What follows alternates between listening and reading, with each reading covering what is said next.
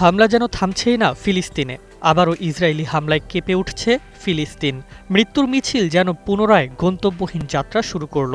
মুহুর্মুহু হামলার মাঝেই ইসরায়েলের প্রধানমন্ত্রী জানালেন তার নতুন সিদ্ধান্তের কথা, যা ফিলিস্তিনে আনবে নতুন এক ভিন্ন আঘাত। ওয়ালটন এখন দেশের সীমানা পেরিয়ে পৌঁছে গিয়েছে 50টিরও বেশি দেশে।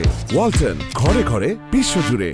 ইসরায়েলি প্রধানমন্ত্রী বেঞ্জামিন নেতানিয়াহু বলেছেন যে তিনি গাজা শহর দখলের জন্য চূড়ান্ত অনুমোদন দেবেন এবং বাকি সকল বন্দীকে ফিরিয়ে দেওয়ার ও প্রায় 2 বছরের যুদ্ধের অবসান ঘটানোর লক্ষ্যে হামাসের সাথে আলোচনা পুনরায় শুরু করবেন। তবে তা হবে ইসরায়েলের কিছু শর্তাবলী মেনে। বৃহস্পতিবার গাজায় নিযুক্ত সৈন্যদের সাথে কথা বলার সময় নেতানিয়াহু বলেন তিনি এখনও ফিলিস্তিনি ছিটমহলের কেন্দ্রস্থলে ঘনবসতিপূর্ণ কেন্দ্র গাজা শহর দখল করতে প্রায় 10 লক্ষ মানুষকে জোরপূর্বক বাস্তুচ্যুত করা এবং ফিলিস্তিনিদের ঘরবাড়ি ধ্বংস করার পরিকল্পনা অনুমোদনের জন্য বদ্ধপরিকর। ইসরায়েলি বাহিনী ইতোমধ্যেই ফিলিস্তিনে আক্রমণ বাড়িয়ে দিয়েছে এবং গত 10 দিনে ইসরায়েলি ট্যাঙ্ক গাজা শহরের কাছাকাছি আসার সাথে সাথে হাজার হাজার ফিলিস্তিনি তাদের বাড়িঘর ছেড়ে চলে গেছে।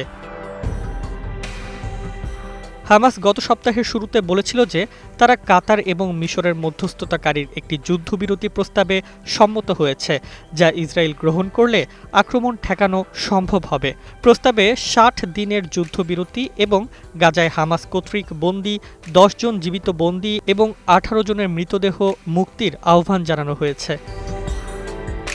এদিকে ইসরায়েলের সেনাবাহিনী 60,000 রিজার্ভ সেনা মোতায়েন করার এবং আরও 20,000 সেনা মোতায়েন করার পরিকল্পনা করেছে।